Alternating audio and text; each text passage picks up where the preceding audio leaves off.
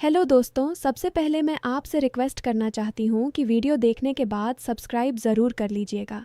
मैं इन वीडियोस को बनाने में बहुत मेहनत करती हूँ और इसी से मैं अपना खर्चा चलाती हूँ। जो भी सब्सक्राइब करेगा, मैं दुआ करती हूँ कि उसकी ज़िंदगी बहुत अच्छी, अमीर और खुशहाल हो। प्लीज़ प्लीज़ सब्सक्राइब कर लीजिएगा। दोस्तों, मेरा नाम रिया है और मेरी उम्र 23 साल है। मैं अपने माता पिता और छोटी बहन के साथ एक छोटे से शहर में रहती हूँ। हमारे परिवार की हालत बहुत मामूली है। पिताजी एक छोटी सी दुकान चलाते हैं और माँ घर संभालती हैं। मैंने कॉलेज पूरा करने के बाद एक लोकल बैंक में क्लर्क की नौकरी शुरू की ताकि घर की थोड़ी मदद हो सके। लेकिन घर में हर महीने की तंगी बनी रहती थी। माँ हमेशा चिंता करती रहती थी कि मेरी शादी का क्या होगा। वे कहती, बेटी, शादी में तो बहुत खर्चा आता है, हम कैसे सब इंतज़ाम करेंगे। ये सुनकर मेरा दिल भारी हो जाता था। मैं रात रात भर सोचती रहती कि काश मैं ज़्यादा कमा पाती तो घर पर बोझ न बनती। मैंने अपनी सहेलियों के साथ एक छोटी बचत योजना शुरू की थी। हर महीने हम थोड़े थोड़े पैसे जमा करते थे ताकि भविष्य में कोई ज़रूरत पड़े तो काम आ सके। लेकिन पिताजी की कमाई से ज़्यादा बचत नहीं हो पाती थी। फिर भी मैं कोशिश करती रहती। 2 साल नौकरी करने के बाद भी मेरे पास ज़्यादा कुछ नहीं जमा हुआ था, क्योंकि सारा पैसा घर के खर्च में लग जाता था। इसी बीच मेरे लिए रिश्ते आने शुरू हो गए। पिताजी हर प्रस्ताव को ध्यान से देखते थे। अगर किसी लड़के की बुरी आदतें होती, जैसे जुआ खेलना या आलस्य, तो वे तुरंत मना कर देते। कुछ अच्छे रिश्ते आए, लेकिन उनकी आर्थिक स्थिति हमसे बेहतर नहीं थी, इसलिए पिताजी ने उन्हें ठुकरा दिया। वे कहते, मैं अपनी बेटी को ऐसे परिवार में नहीं भेजना चाहता जहाँ फिर वही तंगी हो। फिर एक दिन एक ऐसा प्रस्ताव आया जिसे देखकर पूरा परिवार खुश हो गया। लड़के का नाम था विक्रम। वह 26 साल का था, अच्छी नौकरी करता था, एक बड़ी कंपनी में मैनेजर के पद पर। मेहनती, सच्चा और परिवार का सम्मान करने वाला। उसके पिता एक स्कूल के प्रधानाचार्य थे और माँ घर संभालती थीं। परिवार बहुत संस्कारी और सम्मानित था। विक्रम की कोई बुरी लत नहीं थी। पिताजी ने उसके बारे में पूरी जानकारी ली और बहुत संतुष्ट हुए। उन्होंने मुझसे कहा, रिया, यह रिश्ता बहुत अच्छा है, इसे हाथ से मत जाने देना। मैंने थोड़ा हिचकिचाते हुए कहा, पिताजी, हम अभी शादी का खर्चा कैसे उठाएंगे? हमारे पास तो कुछ भी नहीं है। पिताजी ने मुस्कुराते हुए जवाब दिया, बेटी, भगवान पर भरोसा रख। अच्छा, इंसान मिल गया तो रास्ता खुद बन जाएगा। विक्रम के घर वाले हमारे घर आए। वे बहुत विनम्र थे। उन्होंने कहा कि उन्हें दिखावा पसंद नहीं है, बस सादगी से शादी हो जाए। माँ बहुत खुश हुई। लेकिन जब पिताजी ने कहा कि हम थोड़ा समय चाहते हैं ताकि कुछ इंतज़ाम कर सकें, तो विक्रम ने कहा कि वह ज़्यादा इंतज़ार नहीं कर सकता। उसने कहा, अंकल, मैं 6 महीने से ज़्यादा इंतज़ार नहीं कर पाऊँगा। मैं जल्दी से परिवार बसाना चाहता हूँ। माँ ने बीच में आकर हामी भर दी। उन्होंने कहा कि ज़रूरी चीज़ें ही लेंगे, ज़्यादा तामझाम की ज़रूरत नहीं। इसी बात पर सगाई तय हो गई। सगाई के बाद विक्रम ने माँ से कहा, आंटी, शादी के कपड़ों और कुछ ज़रूरी चीज़ों की चिंता मत कीजिए। मैं रिया के लिए सब खुद खरीद लूँगा। ये मेरा तोहफ़ा होगा। माँ की आंखें खुशी से भर आईं। उसके बाद माँ ने रिश्तेदारों से मदद मांगी। कुछ ने सलाह दी कि छोटी मोटी किश्तों पर सामान ले लो, कुछ ने बचत योजना में और पैसे डालने को कहा। धीरे धीरे कुछ बर्तन, बिस्तर और बुनियादी सामान जुटा लिया गया। विक्रम अक्सर मेरे लिए तोहफे लाता, कभी अच्छी साड़ी, कभी घर के लिए उपयोगी चीज़ें। वह बहुत ध्यान रखता था, लेकिन धीरे धीरे मुझे उसकी कुछ बातें अजीब लगने लगीं। वह हमेशा कहता कि शादी के बाद हम एक नई जिंदगी शुरू करेंगे, जहाँ सब कुछ उसकी शर्तों पर चलेगा। मैं सोचती कि शायद वह सिर्फ उत्साहित है। 6 महीने बीत गए। शादी की तैयारियां जोरों पर थीं। शादी से एक दिन पहले माँ मेरे पास आईं और बोलीं, बेटी, शादी ज़िंदगी का बड़ा फैसला है। अब तुझे जिम्मेदार बनना होगा। अपने पति का ख्याल रखना, उसके काम में मदद करना, घर संभालना। कभी उसकी बातों को अनसुना मत करना, परिवार की इज्जत रखना। मैंने चुपचाप सुन लिया। मुझे डर लग रहा था, क्योंकि मैंने कभी ऐसी ज़िंदगी नहीं देखी थी। मैंने माँ से पूछा, माँ, क्या सब कुछ ठीक रहेगा? माँ ने मुस्कुराते हुए कहा, हाँ बेटी, समय के साथ सब ठीक हो जाएगा। बस धैर्य रखना। शादी का दिन आ गया। हल्दी, मेहंदी और सभी रस्में बड़ी धूमधाम से हुईं। पूरा परिवार खुश था। शादी के बाद मैं विक्रम के घर चली गई। उसके घर वाले बहुत अच्छे थे। उन्होंने मुझे प्यार से स्वागत किया। रात को जब हम अपने कमरे में गए तो विक्रम ने कहा, रिया, आज से यह तुम्हारा घर है। मैं बहुत खुश हूँ कि तुम मेरी ज़िंदगी में आई हो। मैंने शर्माते हुए मुस्कुरा कर कहा, मैं भी खुश हूँ। फिर उसने कहा, मैं चाहता हूँ कि हमारी ज़िंदगी में सब कुछ मेरे तरीके से चले। मैं घर का मुखिया हूँ और तुम्हें मेरी हर बात माननी होगी। मैंने सोचा कि शायद वह मजाक कर रहा है, लेकिन उसकी आंखों में गंभीरता थी। पहले कुछ दिन सब ठीक लग रहा था। विक्रम दिन में ऑफिस जाता और शाम को घर आकर मुझसे बातें करता, लेकिन धीरे धीरे उसकी सच्ची प्रकृति सामने आने लगी। वह बहुत नियंत्रण करने वाला निकला। वह चाहता था कि मैं हर समय घर पर रहूं, बाहर कम निकलूं।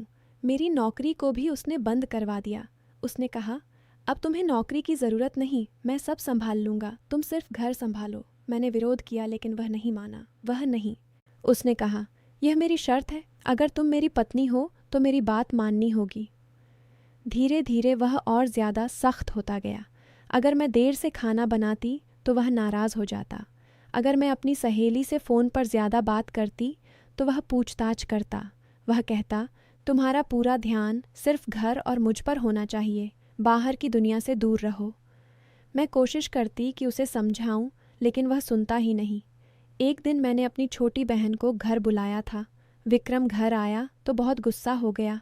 उसने कहा, बिना पूछे किसी को घर क्यों बुलाया? यह मेरा घर है, यहाँ मेरी मर्जी चलेगी। मेरी बहन डर गई और चली गई। मैं रोने लगी, लेकिन उसने कहा, रोने से कुछ नहीं होगा, तुम्हें सीखना होगा कि यहाँ नियम क्या हैं। समय बीतता गया और विक्रम की नियंत्रण की आदत बढ़ती गई।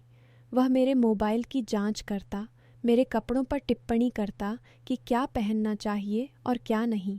अगर मैं थोड़ा भी स्वतंत्रता दिखाती तो वह कहता, तुम्हें शादी के बाद बदलना होगा। मैंने तुम्हें इसलिए चुना क्योंकि तुम आज्ञाकारी लगती थीं। मैं बहुत परेशान हो गई थी। घर में रहते हुए भी मुझे कैद महसूस होती थी। मैं माँ को फ़ोन करके अपनी परेशानी बताती, लेकिन माँ कहती, बेटी, हर घर में छोटी मोटी बातें होती रहती हैं, पति की बात मान लेना, समय के साथ सब ठीक हो जाएगा। लेकिन स्थिति और ख़राब होती गई। विक्रम ने मुझे घर से बाहर निकलने पर पाबंदी लगा दी। वह कहता, बाहर जाने की ज़रूरत नहीं, सब सामान मैं ला दूँगा। मेरी सहेलियाँ फ़ोन करतीं तो वह कहता कि बात कम करो। एक दिन मैंने चुपके से अपनी पुरानी सहेली प्रिया से मिलने जाने की कोशिश की। जब मैं वापस आई तो विक्रम घर पर ही था। उसने मुझे देखते ही पूछा, कहाँ गई थी? मैंने सच बताया तो वह बहुत गुस्सा हो गया। उसने कहा, मैंने मना किया था ना, तुम मेरी बात नहीं मान रही हो। उस दिन उसने मुझे कमरे में बंद कर दिया और कहा कि जब तक मैं माफ़ी नहीं मांग लूँगी तब तक बाहर नहीं आ सकती। मैं पूरे दिन रोती रही। शाम को जब उसने दरवाज़ा खोला तो मैंने कहा, विक्रम, ऐसा मत करो, मैं तुम्हारी पत्नी हूँ, कैदी नहीं। उसने जवाब दिया, पत्नी का मतलब है आज्ञाकारी होना। अगर तुम नियम नहीं मानोगी तो सज़ा मिलेगी। मैं टूट चुकी थी। मैंने सोचा कि शायद समय के साथ वह बदल जाएगा, लेकिन नहीं बदला, बल्कि और ज़्यादा सख्त होता गया। वह हर छोटी बात पर नियंत्रण करना चाहता था। अगर मैं खाना थोड़ा नमकीन बनाती तो वह कहता कि जानबूझकर ऐसा किया। अगर मैं टीवी देखती तो कहता कि समय बर्बाद मत करो। मुझे लगा कि मैं अपनी पहचान खो रही हूँ। मैं पहले इतनी खुश और स्वतंत्र थी, लेकिन अब डर के साए में जी रही थी। एक दिन मैंने अपनी माँ को सब कुछ विस्तार से बताया। मैं रोते हुए बोली, माँ, मैं अब और नहीं सह सकती। विक्रम मुझे कैद की तरह रखता है। मेरी कोई स्वतंत्रता नहीं है। माँ ने पहले तो समझाने की कोशिश की, बेटी, पति घर का सरदार होता है, उसकी बात मान ले। लेकिन जब मैंने सारी बातें बताईं तो माँ भी चिंतित हो गईं। उन्होंने कहा, तुम थोड़ा सब्र करो, मैं पिताजी से बात करती हूँ। पिताजी ने विक्रम से बात की, लेकिन विक्रम ने कहा, यह मेरा परिवार है और यहाँ मेरे नियम चलेंगे। अगर रिया को समस्या है तो उसे अपना व्यवहार सुधारना चाहिए। समय बीतता गया और मेरी हालत और ख़राब होती गई। मैंने विक्रम से कई बार बात करने की कोशिश की। मैंने कहा, विक्रम, हम दोनों मिलकर इस घर को खुशहाल बना सकते हैं, लेकिन तुम मुझे इतना नियंत्रित मत करो, मुझे भी थोड़ी आज़ादी दो। विक्रम ने गुस्से में कहा, आज़ादी? शादी के बाद आज़ादी नहीं होती। तुम्हें मेरे साथ रहना है तो मेरी शर्तों पर रहना होगा, वरना घर छोड़कर चली जाओ। ये सुनकर मैं स्तब्ध रह गई। मैंने सोचा कि शायद वह मजाक कर रहा है, लेकिन वह पूरी तरह गंभीर था। मैं बहुत उदास हो गई। मैंने सोचा कि क्या मैंने कोई गलती की है? क्या मैं वाकई आज्ञाकारी नहीं हूँ? लेकिन मेरे मन में एक आवाज़ कहती थी कि यह सही नहीं है।